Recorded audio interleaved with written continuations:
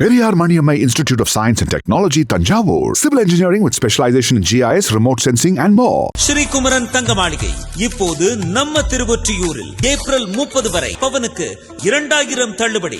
உலகெங்கிலும் இருக்கும் பிகைன் பக்தி நேயர்கள் அனைவருக்கும் வணக்கம். நான் உங்கள் ராம்ஜி. மே மாத பலன்கள் இந்த ஒரு மே மாதம் ஒரு ரிமார்க்கபிள் மாதமாக இந்த வருடம் கருதப்படுகிறது. காரணம் என்னவென்றால், இந்த மே மாதத்தில் தான் 2 பெரிய பயிற்சிகள் நடக்கவிருக்கிறது. என்ன பயிற்சி? ஒன்று குரு பயிற்சி, ஒன்று ராகு கேது பயிற்சி. 2 நடக்க போகுது. நமக்கு தெரிந்தது இது மட்டும்தான். இதெல்லாம் தான் ஊடகங்கள் சொல்லி ரீச் பண்ணிடுச்சு. ஆனால் பிகைன் பக்தி மட்டும்தான் தெரியாத ஒரு விஷயத்த ரீச் பண்ண போகுது. என்னென்னா, இந்த வருடம் தான் செவ்வாய் கடகத்தில் ரொம்ப நாள் இருக்க போகிறார். ஒரு 3-4 மாதம் ஸ்டே பண்ண போகிறார், ஓவர் ஸ்டேவா.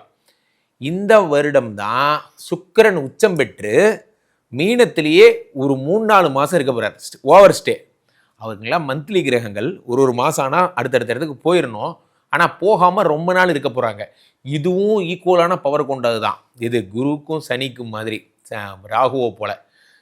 சனி பயிற்சி முடிஞ்சு போச்சு, ராகு கேது பயிற்சி முடிய போகுது, குரு பயிற்சி முடிய போகுது.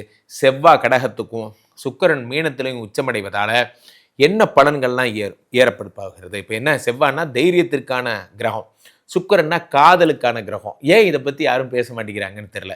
ஸோ பிகைன் பக்தி இந்த மே மாத பலன்களை மிக அழகான வடிவிலே உங்களுக்கு பிடிச்ச மாதிரி என்னோட ஸ்டைலில் சொல்லலான் இருக்கேன். ஸோ யாருக்கெல்லாம் குபேர யோகங்கள் கிடைக்க போகிறது, யாரெல்லாம் பெரிய செல்வ சம்பத்துகள் அடைய போகிறீங்க, வெளிநாட்டு வேலைகள் கிடைக்க போகிறது, குழந்தை பிராப்தி ஏற்பட போகிறது, யாருக்கெல்லாம் புதிய பணி கிடைக்க போகிறது என்பதை ராசி ரீதியாக ஒவ்வொரு ராசிக்குமாக நாம் பார்த்து விடலாம். சம்மர் வந்தாச்சு. What's your plan for this holiday? எங்க கிட்ட விட்டுருங்க, நாங்க பாத்துக்கிறோம். VGT holidays. GT holidays, south India's number 1 travel brand. மீனராசிக்காரர்களுக்கெல்லாம் இந்த மே மாத பலன்கள் எப்படி இருக்கிறது? ராசியிலே சனி பகவான், சனி கொடுத்தால் எவர் தடுப்பார்? சனி ராசியில் அமர்ந்து 7 பார்க்கிறார், 10 பார்க்கிறார். நண்பர்களே, நான் 3 ராசிகளுக்கு இந்த வருடம் இறைவன் தரும் ஆசீர்வாதம் என்று சொல்லியிருந்தேன். என்னவென்றால், மீனராசிக்கு 1000 மிதி உழுகுது, அது வேற விஷயம். ஏன்னா ராசியில் இருக்கிற சனி டெய்லி பெண்ட் எடுப்பார். என்ன, ஏதாவது ஒரு போக்குவரத்தை சின்னதாக ஏதாவது பண்ணால் கூட, சிரட்டு குடிப்பியா பிடிங்கி கீழே போட்டு அடி அடிப்பார். ஒரு மனுஷத்தை செய்கிற சின்ன தப்பை கூட ஏன் இப்படி அடி விடு, தப்பே நீ பண்ணக்கூடாது, நீ சாப்பிட்டமா தூங்கணுமான்னு வாழணும் அப்படிங்கிற மாதிரி உங்கள் லைஃப் ஸ்டைலை மாற்றிடுவார். நீங்களும் அந்த ஜெயில் வாழ்க்கைக்கு பழகிட்டீங்க. ஸோ அப்போ ராசியில் இருக்கக்கூடிய சனி பகவான் 3, 7, 10 பார்க்குறாரு. 7 பார்த்துட்டார், ஃபாரின் போகிறீங்க. 7 பார்த்துட்டார், காதல் வருகிறது.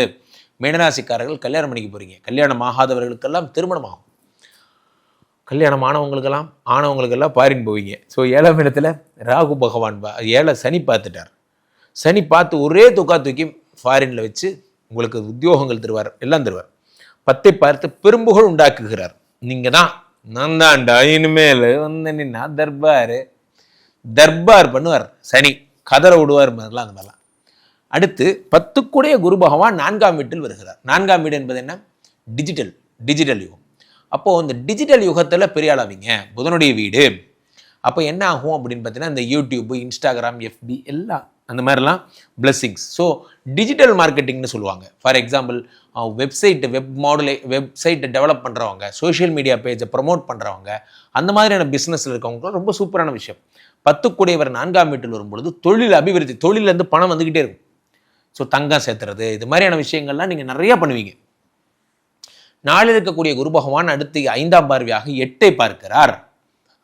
நாளில் இருக்கக்கூடிய குரு பகவான் 10ஆம் பார்வையாக 7ஐ பார்க்கிறார். அடுத்து 9ஆம் பார்வையாக 12 பார்க்கிறார்.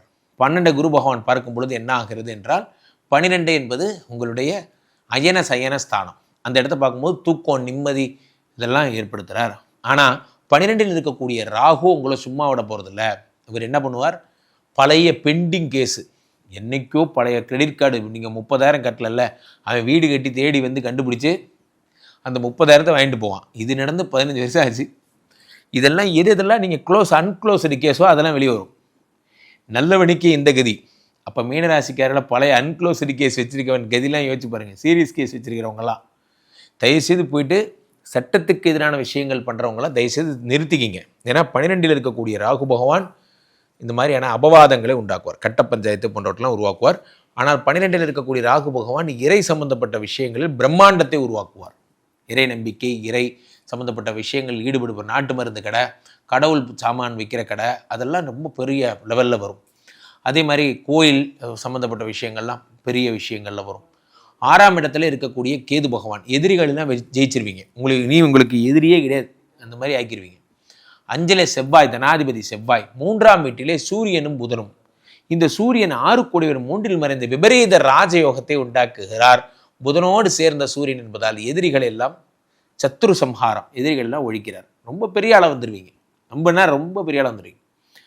ஆனால் ஒரே ஒரு பிரச்சனை என்னன்னா, இந்த ராகு 12ஆம் வீட்டிலிருந்து தூக்கமின்மையை ஏற்படுத்தும். டிப்ரெஷன், தூக்கமின்மை. ஏன்னா அவர் குரு பார்த்து காம்பன்சேட் பண்ணுறாரு. இருந்தாலும் ராகு பகவான் 12இல் வருவது என்பது உங்களுக்கு இல்லற வாழ்க்கையில் ராகு வரார். இந்த இல்லற சுகம் அப்படிங்கிற இடத்துல அதில் ராகு வர்றது கொஞ்சம் சேட்டையெல்லாம் உருவாக்கும். நீங்கள் என்ன பண்ணுவீங்க? ஃபன் பண்ணுவீங்க. ஏன்னா 7ஆம் வீட்டை வேற யார் பார்க்குறாரு? சனி பார்த்துட்டார்.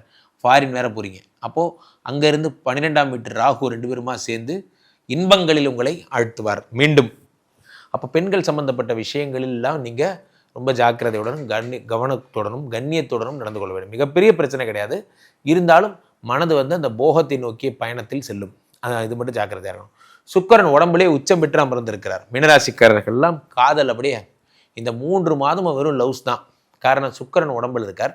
ஆனால் அவர் 3-8 கூடியவர் என்பதால் ஸ்கின் சம்பந்தப்பட்ட பிரச்சனைகளை உண்டாக்குவார். கண்ணு, முடி, பல்லு போன்ற பிரச்சனைகள்லாம் உண்டாக்குவார். இதெல்லாம் சுக்கிரன் உடம்புல உச்சம் பெறுவதால் வரக்கூடியது. ஆனால் வெறும் காதல் மற்றும் காதல், லவ் அண்ட் லவ் ஒன்லி அப்படின்னா அது உங்கள் பேர் எழுதி வச்சிடலாம்.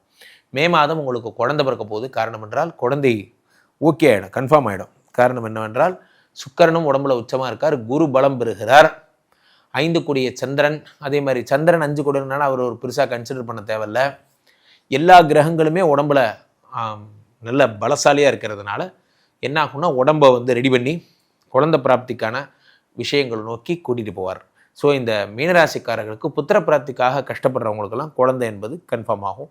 ஆயுள் பாவத்தை இவர் பார்த்துட்டார், குரு பகவான் பார்த்துட்டார் 8ஆம் பார்வையாக, 5ஆம் பார்வையாக 8ஆம் இடத்தை. அப்போ ஆயுசுக்கு பயப்படுறவங்க, எனக்கு ஏதாவது ஆகிடும், உடம்பு சரியில்லாமல் போயிடும் என்று பயந்தவங்களுக்கெல்லாம் அதெல்லாம் சரியாயிடும். காரணம் ராசியில் இருக்கின்ற சனி பகவான் ஆயுள்காரகன். அப்போ ஐசியூவில் இருக்கீங்க, மீனராசிக்காரர்களுடைய மனைவியெல்லாம் ரொம்ப வருத்தப்படுறீங்க, கணவர் உயிர் பழைப்பாரான்னு தெரிலன்னு கவலைப்படுறீங்கன்னா அதெல்லாம் தன்னால் சரியாகும். காரணம் என்னவென்றால் ராசியில் இருக்கக்கூடிய சனி பயத்தை உண்டாக்குவார், ஆனால் சரி பண்ணுவார். காரணம் என்ன? சனி ஆயுள்காரகன். அப்போ உடம்பை மட்டும் பத்திரமா பார்த்துக்கிட்டிங்கன்னா போதும், ஆயுசுக்கெல்லாம் ஒரு ஆபத்தும் ஏற்படாது. மீனராசிக்காரர்கள் உலக புகழ் பெற போகிறீர்கள். ஜாலியாக இருக்க போகிறீங்க, ஹாப்பியாக இருக்க போகிறீங்க, ஒரே லவ்வாக பண்ணுவீங்க, புன்னகை வரை செல்லுங்கள், அதோடு போதும். ஸோ கீழே போயிட்டுருக்க இந்த 2 நம்பர் கூப்பிடுங்க, உன்னுடைய சொந்த ஜாதகத்தை பார்த்து கொள்ளுங்கள். உலக புகழ் வாய்ந்த நமது ஸ்ரீமடம் இந்தியா இப்பொழுது ஸ்ரீமடம் மலேசியாவிலும் உதயமாக இருக்கிறது. மலேசியா வாழ் நண்பர்கள் என்னை தொடர்பு கொள்ளலாம். நேரில் டைரக்ட் கன்சல்டேஷன் எடுத்துக்கொள்ளலாம். மீண்டும் ஒரு நல்ல பதிவில் சந்திப்போம். நன்றி, வணக்கம்.